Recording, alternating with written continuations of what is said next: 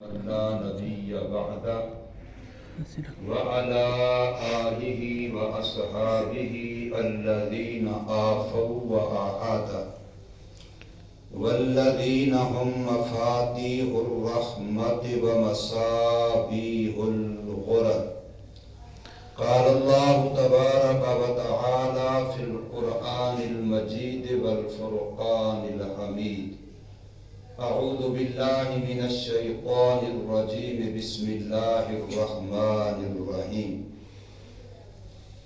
يا أيها الذين آمنوا إذا نودي للصلاة من يوم الجمعة فاسعوا إلى ذكر الله وذروا البيع.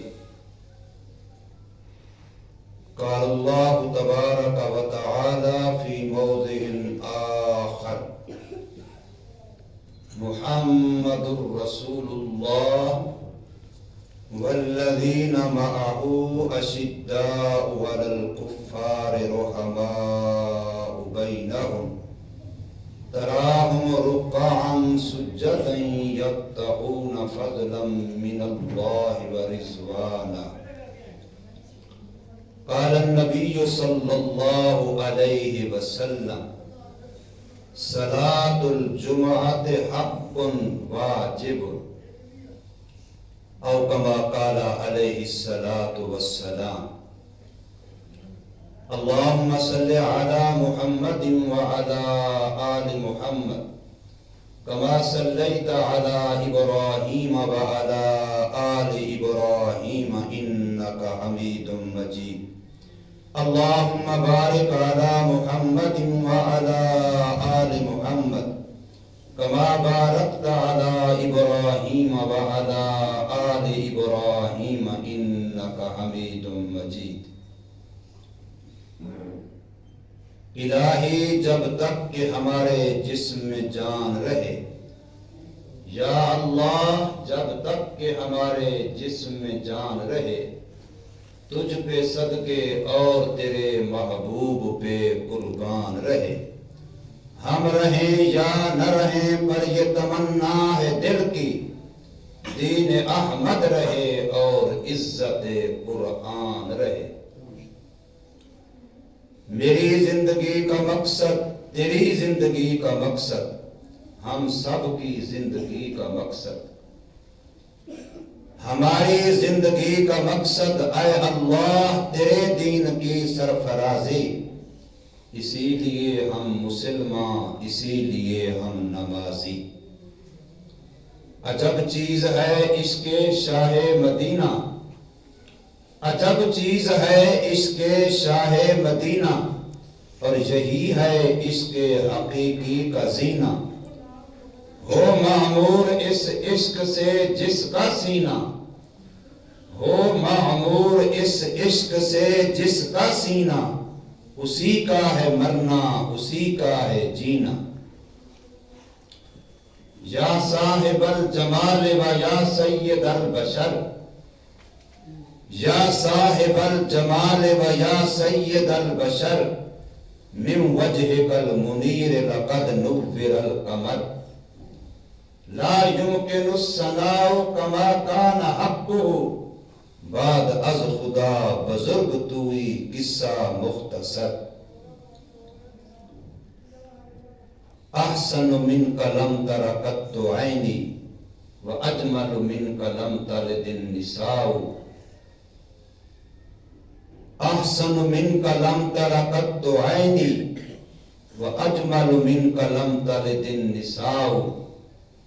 خلقت مبرئا من كل عیب كأنك قد خلقت كما تشاء. آقا گئے معراج پر بلغ العلا بکمالہ. آقا گئے معراج پر بلغ العلا بکمالہ. اندھیرا تھا اجالا ہوا کشف الدجا بجمالہ. تھے کام ان کے سب بھلے حسنت جمیع خصالہ. چڑیوں کے سن کر چہچہے انسان بھلا کیوں چپ رہے، لازم ہے اس پر یوں کہے صلو علیہ وآلہ۔ حضور نبی کریم صلی اللہ علیہ وسلم جو ہمارے آقا، ہمارے مولا اللہ تبارک و تعالی کے محبوب اور آخری نبی ہیں، نبی القبلتین ہیں، امام القبلتین ہیں، سردار انبیاء ہیں، سید الاولین والآخرین ہیں، امام الانبیاء ہیں۔ حضور نبی کریم صلی اللہ علیہ وسلم کی سنت مقدسہ، آپ کی سیرت مطہرہ کا ایک پہلو یہ ہے کہ جو لوگ مدینہ طیبہ میں گئے ہیں، دیکھا ہے، جانتے ہیں، تو وہاں آج بھی اس کے آثار بتاتے ہیں کہ حضور نبی کریم صلی اللہ علیہ وسلم کی سیرت مقدسہ کا ایک پہلو یہ ہے کہ آپ صلی اللہ علیہ وسلم اگر مکہ مکرمہ سے مدینہ منورہ تشریف لائے تو سب سے پہلا کام آپ نے مسجد کی تعمیر کر دی۔ اپنی رہائش پہلے نہیں بنائی، اپنا گھر پہلے نہیں بنایا، پہلے اللہ کا گھر بنایا، اور اس کے بعد مدینہ طیبہ کے محلوں میں سے جس محلے میں مسلمانوں کی آبادی ہوتی گئی، اسی محلے میں الگ مسجد بنتی۔ جو لوگ عمرے پہ، حج پہ تشریف لے گئے یا ویسے مدینہ طیبہ دیکھا ہے، گئے ہیں، تو اتنی قریب قریب وہاں چھوٹی چھوٹی مسجد ہیں کہ بندہ حیران ہو جاتا ہے۔ زیارتوں کے لیے جب جاتے ہیں تو بندہ حیران ہو جاتا ہے۔ 7 مساجد جو تھی، 7 مسجدیں، ان میں سے 6 تو اتنا قریب تھی کہ آج ان 6 کی جگہ پر ایک بڑی مسجد ہے، اور وہ 6 کی 6 اس کے اندر آ گئی ہے۔ یہ نہیں کہ ان کو میں سے کسی کی جگہ کو چھوڑا، صرف 7 میں سے ایک ابھی بیر کھڑی ہے، 6 تو اس مسجد ایک کے اندر آ گئی ہیں۔ اب آپ ذرا اندازہ لگائیں کہ یہ کتنا قریب قریب مسجدیں ہوں گی۔ 7 مساجد، اس وقت یہ آج پہلی دفعہ کیا تھا، ابھی وہ الگ الگ مسجدیں تھیں، 6 کی ایک نہیں بنی تھی۔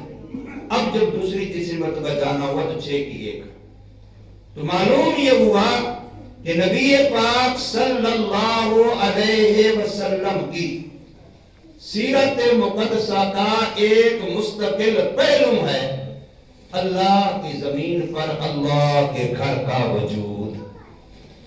اور کیوں نہ ہوتا، خود اللہ تبارک و تعالیٰ کا کلام پاک ہمیں یہ بتلا رہا ہے، ان اول بیت وضع للناس للذی ببکہ۔ اللہ نے بھی زمین جب بنانی شروع کی تو سب سے پہلے اللہ نے زمین کا وہی حصہ بنایا جہاں آج کعبۃ اللہ، اللہ کا گھر موجود ہے۔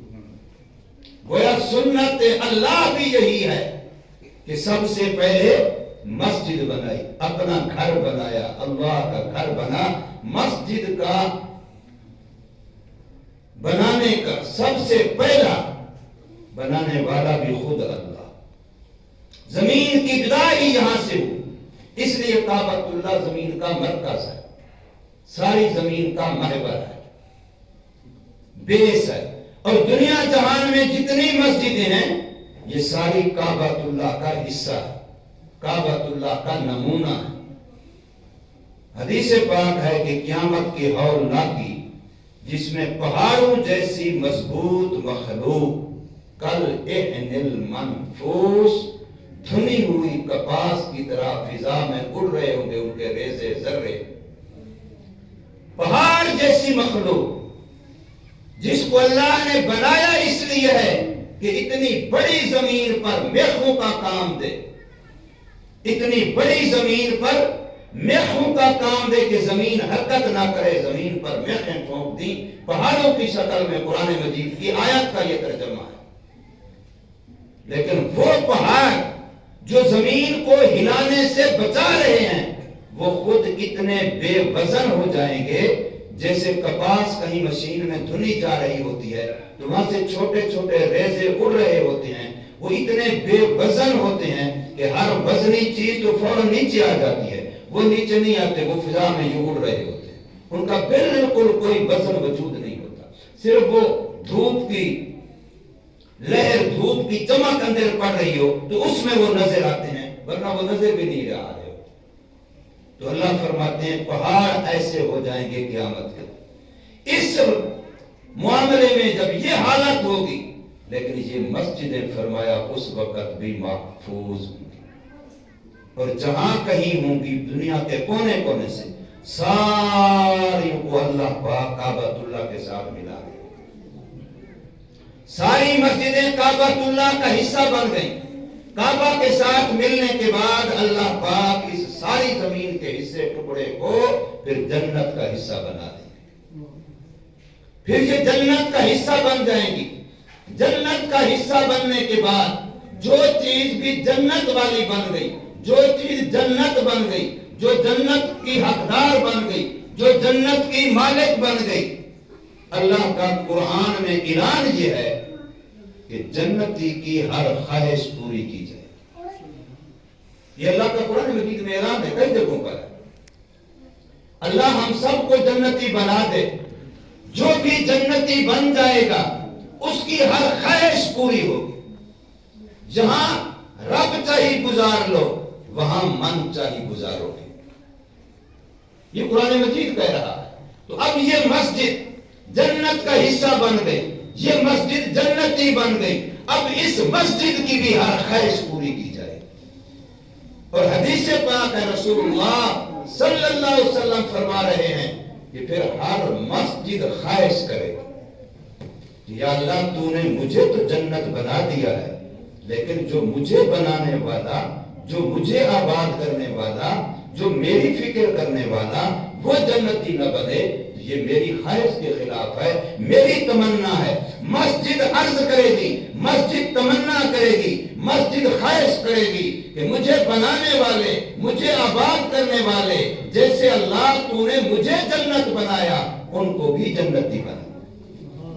پھر میں نے عرض کیا قرآن مجید کہہ رہا ہے کہ جنتی کی ہر خواہش پوری کی جائے گی، تو مسجد کی یہ خواہش تمنا بھی اللہ تبارک و تعالی ضرور پوری فرمائیں گے۔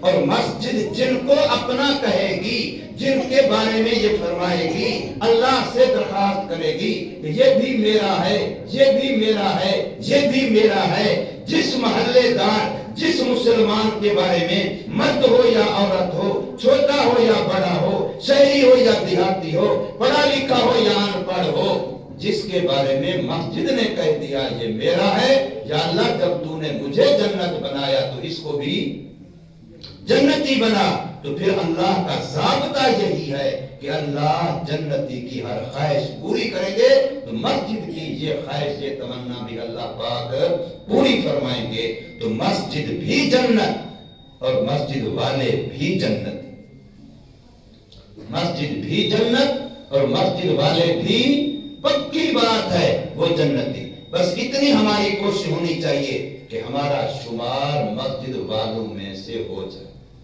قیامت میں مسجد کہہ دے کہ یہ میرا ہے، قیامت میں مسجد ہمیں اپنا کہہ دے، جیسے قرآن کی سفارش مانی جائے گی مسجد کی سفارش بھی مانی جائے گی۔ قیامت میں کتنے ہمارے لیے اللہ نے بخشش کے بہانے رکھے، کسی کے بارے میں نبی پاک صلی اللہ علیہ وسلم فرماتے یا اللہ یہ میرا ہے، پکی بات ہے وہ جنت۔ کسی کے بارے میں قرآن فرماتے یا اللہ یہ میرا ہے، پکی بات ہے وہ جنتی۔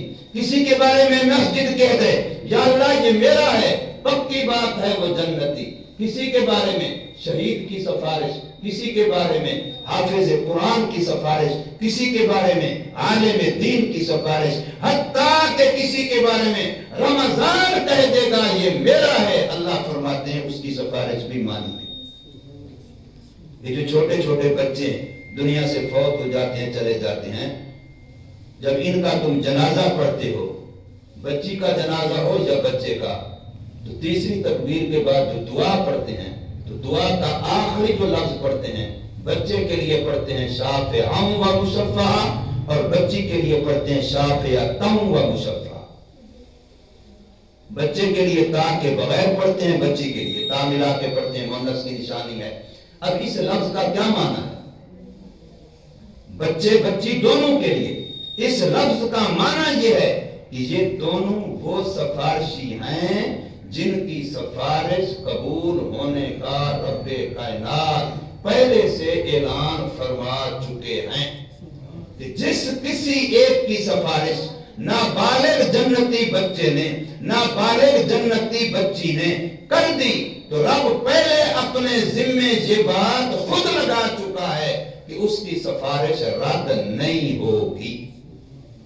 اس کی سفارش ایسے مانی گئی جیسے حدیث پاک قرآن اور رمضان کے بارے میں ہے، القرآن والرمضان یشفعان مشفعان۔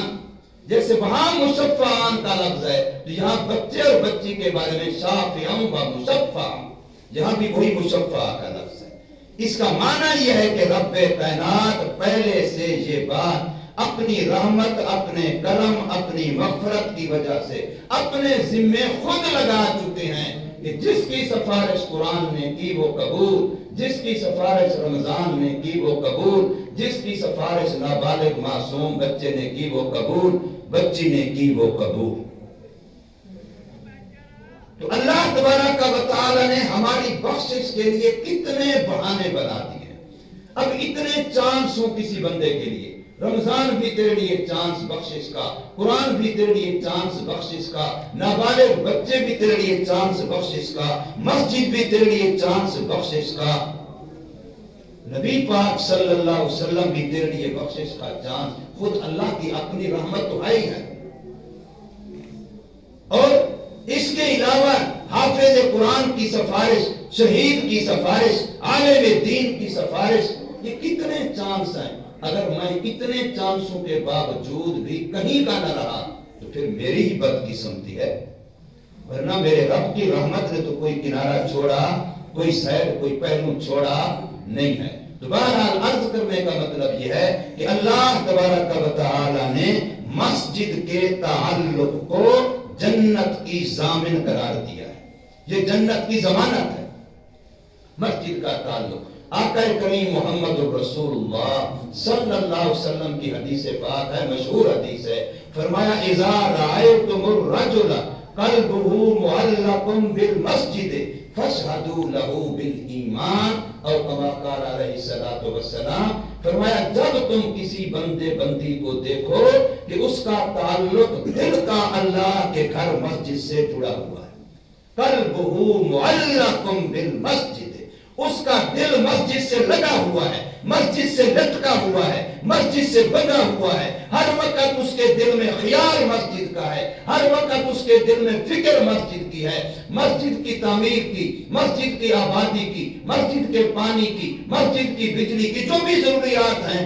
مسجد کی صف ہے، مسجد کی صفائی ہے، مسجد کی اذان ہے، مسجد کی نماز با جماعت ہے۔ جس مسلمان بندے کے دل کا حال یہ بن جائے، اس کے دل کی کیفیت یہ بن جائے کہ اس کا دل مسجد کے ساتھ جڑا ہوا ہے، ایک نماز پڑھ کے گیا، اگلی نماز کے لیے فکر مند ہے، وہ نماز پڑھ کے گیا، اس سے اگلی نماز کے لیے فکر مند ہے، جس مسلمان کا فرمایا قلبہ معلق بالمسجد، اس کے دل کا تعلق اللہ کے گھر مسجد کے ساتھ لگا ہوا ہے، لٹکا ہوا ہے، جڑا ہوا ہے، تو فرمایا جس میں یہ نشانی پائی جائے، فرمانے والے سید الاولین والآخرین، محبوب رب العالمین، محبوب کبریا، محمد الرسول اللہ صلی اللہ علیہ وسلم کی وہ سچی زبان ہے کہ جس پر کبھی جھوٹ آیا ہی نہیں ہے۔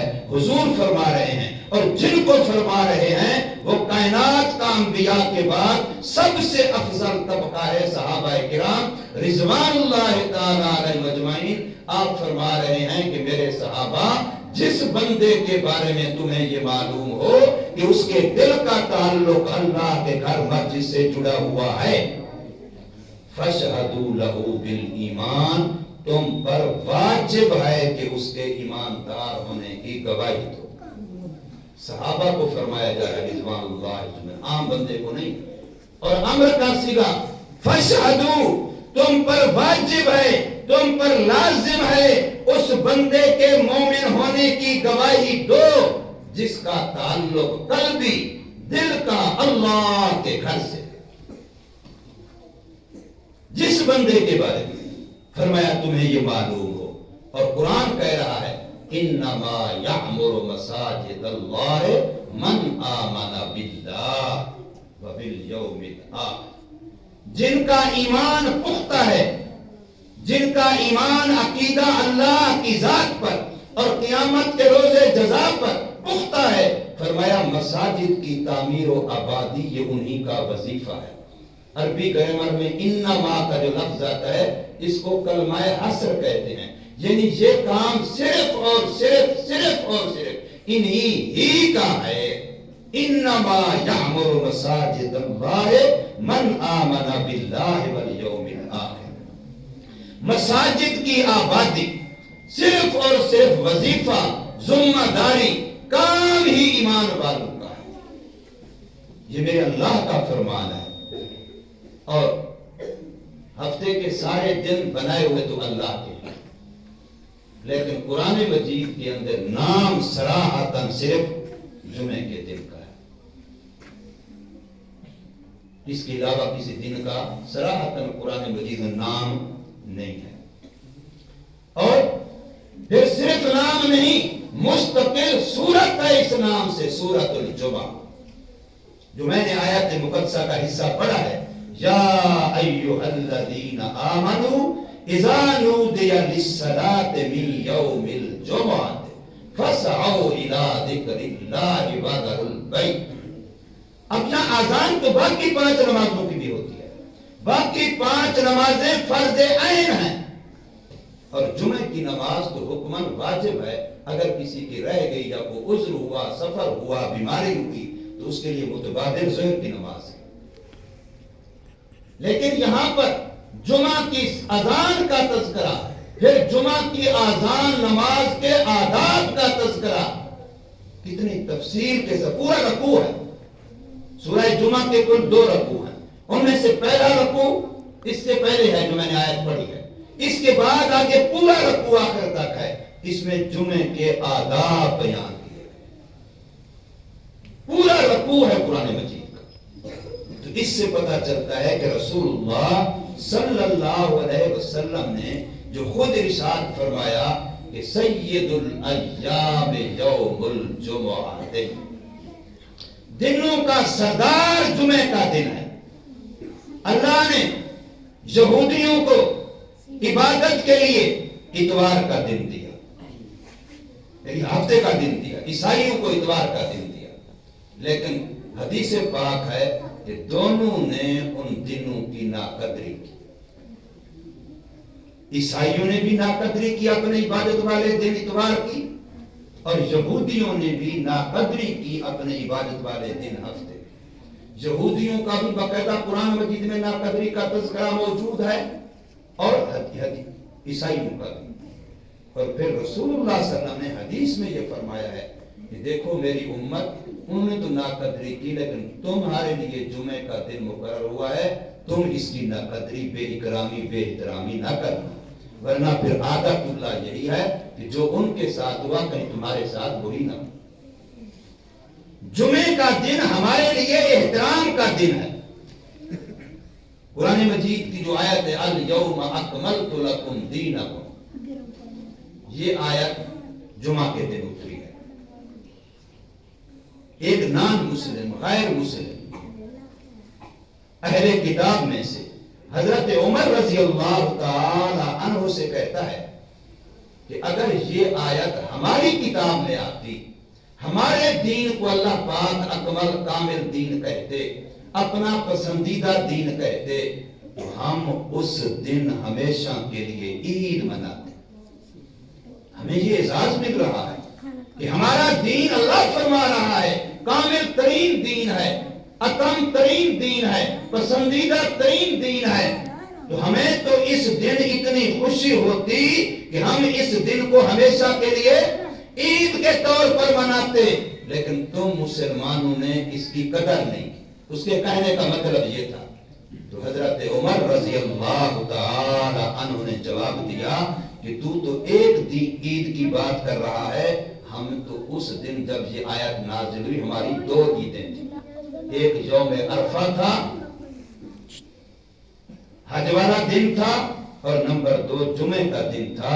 تو ہمارے لیے تو دونوں تہوار عید کی طرح ہیں. یوم عرفہ بھی ہمارے لیے عید ہے، خوشی مناتے ہیں، عبادت کا دن ہے، اور جمعے کا دن ہمارا ہر ہفتے میں عید کا دن ہے، عبادت کا دن ہے. اس لیے فرمایا گیا کہ اگر جمعے کے دن جمعے کی نماز کے لیے جو بندہ پہلا ہے، فرمایا اونٹ کے صدقے کے برابر ثواب. لاکھوں میں اونٹ ملتا ہے، لاکھوں روپے میں صدقے، لاکھوں روپے کے صدقے کا ثواب جو جمعے میں اول مرلے میں آ رہا ہے. دوسرے مرلے میں آنے والا فرمایا گائے بھینس کے صدقے کا ثواب. تیسرے مرلے میں بکری مینڈا چھترے کے صدقے کا ثواب. چوتھے مرلے میں مرغی حتیٰ کے انڈے تک. فرمایا ظہر کے لیے فضیلت ہے، اس میں کوئی شک نہیں. عصر کے لیے، مغرب کے لیے، عشاء کے لیے، پہلے آنے والے کے لیے فضیلت ہے. حدیث پاک ہے کہ جو نماز سے پہلے آ کے نماز کی انتظار کرتا ہے، اس کو کہا گیا ہے کہ یہ مکفرات میں سے ہے، یعنی سابقہ گناہوں کے لیے کفارہ بنتا ہے. یہ اس سے سابقہ گناہ معاف ہوتے ہیں. لیکن یوں الگ الگ کر کے جمعے والے دن ناخن ٹھیک کریں، جمعے والے دن اپنے بال ٹھیک کریں، جمعے والے دن صاف ستھرے کپڑے پہنیں، جمعے والے دن غسل کا اہتمام کریں، خوشبو تیل کا اہتمام کریں، کنگھے کا اہتمام کریں. یہ ساری چیزیں کرتے ہوئے آپ اگر نماز جمعہ کو ہی اپنا محور متمع بناتے ہیں کہ میں سارا کچھ کس لیے کر رہا ہوں، چونکہ میں نے جمعہ پڑھنا ہے، میں نے نماز جمعہ پڑھنی ہے. ایک ہے بندہ یہی کام سارے کرے اور جمعے کے دن میں کرے، لیکن نماز جمعہ کی نیت نہ ہو تو ساری دنیا کر رہی ہے. انما الاعمال بالنیات، عملوں کا دار و مدار تو نیت پر ہے. نیت کے ساتھ کرے گا تو ان سارے کاموں پر پتنی کتنا اجر و ثواب یہ بندہ حاصل کرے گا کہ اس نے جمعے کے لیے اپنے ناخن ٹھیک کیے، اپنے جسم کے بال ٹھیک کیے، اپنے جسم پر صفائی ستھرائی کے لیے غسل کیا، صاف ستھرے کپڑے پہن لیے، اپنا ہی کام کیا. تو اس کو کتنا مل رہا ہے. ایک ایک سنت پر رسول اللہ صلی اللہ علیہ وسلم کا ارشاد مبارک ہے کہ جب فساد کا، بگاڑ کا، دین سے دوری کا، دین سے غفلت کا دور ہو تو ایک ایک سنت پر 100 شہیدوں کا ثواب. ایک ایک سنت کے اپنانے پر 100 شہیدوں کا ثواب ہے. اور سنت کتنی برکت والی چیز ہے، سنت کتنی برکت والی چیز ہے. ایک اللہ والے کا ارشاد ایک کتاب میں پڑھا، فرمایا ایک طرف ایک بندہ 200 رکعت نماز نفل پڑھے لیکن سنت کا لحاظ نہ رکھے، اپنی مرضی سے پڑھتا رہا، شوق ہے، ذوق ہے، جذبہ ہے، لیکن سنت کا لحاظ نہیں رکھا. اور ایک بندے نے صرف مسواک والا عمل کیا لیکن سنت کا لحاظ رکھ کے سنت کی نیت سے کیا. تو فرمایا کہ مسواک والا ایک عمل جو سنت کی نیت سے کیا گیا وہ 200 رکعت نماز نفل سے نمبر لے جائے گا جس میں سنت کا لحاظ نہیں رکھا. اللہ کے ہاں پسند ناپسند، عمل کا وزن، عمل کی اہمیت، عمل کی قدر و قیمت اللہ تبارک و تعالیٰ کے بازار اور منڈی میں لگے گی. محمد کریم صلی اللہ علیہ وسلم کی